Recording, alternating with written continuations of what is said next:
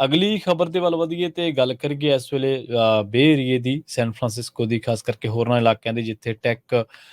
ਕੰਪਨੀਆਂ, tech workers ਜਿਹੜੇ ਨੇ ਕੰਮ ਕਰਦੇ ਨੇ। ਕਹਿੰਦੇ ਕਿ ਕੈਨੇਡਾ ਨੇ ਹੁਣ ਇੱਕ ਨਵਾਂ ਪਲਾਨ ਜਿਹੜਾ ਉਹ ਬਣਾਇਆ ਹੈ ਕਿ ਇਹਨਾਂ ਜਿਹੜੇ ਟੈਕ ਵਰਕਰਸ ਨੇ, ਜਿਹੜੇ ਵੱਖ-ਵੱਖ ਖੇਤਰਾਂ ਦੇ ਵਿੱਚ ਮਾਹਰ ਨੇ, ਉਹਨਾਂ ਦੇ ਕੋਲੇ ਅਪਰੋਚ ਕਰਨ ਦਾ। ਅਸਲ ਦੇ ਵਿੱਚ ਕੈਨੇਡਾ ਨੇ ਹੁਣ ਯੂਐਸ ਦੇ ਵਿੱਚ ਜਿਹੜੇ H1B ਵੀਜ਼ਾ ਤੇ ਆਉਂਦੇ ਨੇ ਲੋਕ, ਉਹਨਾਂ ਦੇ ਵਿੱਚੋਂ 10,000 ਦੇ ਲਈ ਇੱਕ ਓਪਨ ਵਰਕ ਪਰਮਿਟ ਜਿਹੜਾ ਉਹ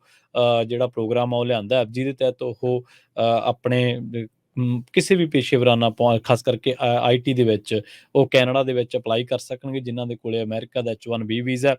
ਇਹਦੇ ਨਾਲ-ਨਾਲ ਉਹਨਾਂ ਦੇ ਪਰਿਵਾਰਾਂ ਨੂੰ ਵੀ ਕੈਨੇਡਾ ਦੇ ਵਿੱਚ ਰਹਿਣ ਦਾ ਜਿਹੜਾ ਮੌਕਾ ਉਹ ਮਿਲੂਗਾ ਤੇ ਬਾਅਦ ਦੇ ਵਿੱਚ ਤੁਸੀਂ ਕੈਨੇਡਾ ਦੇ ਸਥਾਈ ਨਿਵਾਸ ਦੇ ਵਿੱਚ ਉਸ ਨੂੰ ਤਬਦੀਲ ਕਰ ਸਕੋਗੇ। ਅਸਲ ਦੇ ਵਿੱਚ ਇਹ ਕਿਹਾ ਜਾ ਰਿਹਾ ਹੈ ਕਿ ਕੈਨੇਡਾ ਹੁਣ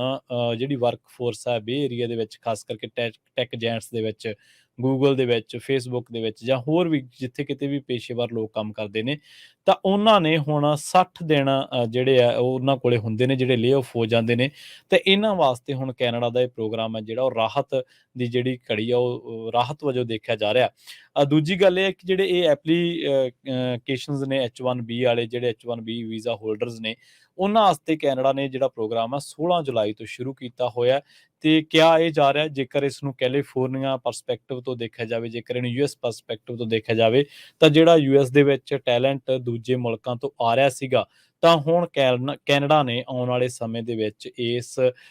ਯੰਗ ਟੈਲੈਂਟ ਨੂੰ ਆਪਣੇ ਵੱਲ ਨੂੰ ਖਿੱਚਣਾ ਸ਼ੁਰੂ ਕਰ ਦਿੱਤਾ ਹੈ। ਪਰ ਦੂਜੇ ਪਾਸੇ ਕੈਨੇਡਾ ਦੀਆਂ ਆਵਾਸ ਸਕੀਮਾਂ ਨੇ ਜਿਹੜੀਆਂ, ਉਹਨਾਂ ਨੂੰ ਲੈ ਕੇ ਜਿਹੜੇ ਉੱਥੋਂ ਦੇ ਕੈਨੇਡੀਅਨ ਨੇ, ਜਿਹੜੇ ਉੱਥੋਂ ਦੇ ਪੱਕੇ ਲੋਕ ਨੇ, ਉਹ ਅਕਸਰ ਇਸ ਗੱਲ ਦੀ ਆਲੋਚਨਾ ਕਰਦੇ ਰਹਿੰਦੇ ਨੇ। ਸੋ ਹਰ ਚੀਜ਼ ਦੇ ਦੋ ਪਹਿਲੂ ਹੁੰਦੇ ਨੇ। ਪਰ ਹਾਂ, ਉਹਨਾਂ ਲੋਕਾਂ ਦੇ ਲਈ ਇਹ ਜ਼ਰੂਰ ਰਾਹਤ ਦੀ ਖਬਰ ਹੈ ਜਿਹੜੇ ਵੱਡੀਆਂ ਟੈਕ ਕੰਪਨੀਆਂ ਦੇ ਵਿੱਚੋਂ ਲੇ ਆਫ ਹੋ ਚੁੱਕੇ ਨੇ, ਤਾਂ ਉਹ ਜੇਕਰ ਉਹਨਾਂ ਕੋਲ H1B ਵੀਜ਼ਾ ਤਾਂ ਉਹ ਕੈਨੇਡਾ ਦੇ ਵਿੱਚ ਅਪਲਾਈ ਕਰ ਸਕਦੇ ਆ। ਇਹਦੇ ਬਦਲੇ ਉਹਨਾਂ ਦੇ ਪਰਿਵਾਰ ਵੀ ਜਿਹੜੇ ਆ ਉਹ ਉੱਥੇ ਕੈਨੇਡਾ ਦਾ ਵੀਜ਼ਾ ਉਹਨਾਂ ਨੂੰ ਮਿਲੂਗਾ, ਉੱਥੇ ਜਾ ਕੇ ਕੰਮ ਕਰ ਸਕਣਗੇ ਤੇ ਹੋਰ ਵੀ ਜਿਹੜੀਆਂ ਸਹੂਲਤਾਂ ਬਾਅਦ ਦੇ ਵਿੱਚ ਇਸ ਨੂੰ ਸਥਾਈ ਨਿਵਾਸ ਦੇ ਵਿੱਚ ਵੀ ਉਹ ਤਬਦੀਲ ਕਰ ਸਕਣਗੇ। ਇਹਨਾਂ ਗੱਲਾਂ ਦੀ ਜਾਣਕਾਰੀ ਜਿਹੜੀ ਦਿੱਤੀ ਆ ਉਹ ਦਿੱਤੀ ਹੈ ਸੇਨ ਫਰੇਜ਼ਰ, ਜਿਹੜੇ ਕਿ ਕੈਨੇਡਾ ਦੇ ਮਿਨਿਸਟਰ ਆਫ ਇਮੀਗ੍ਰੇਸ਼ਨ ਨੇ ਜੀ।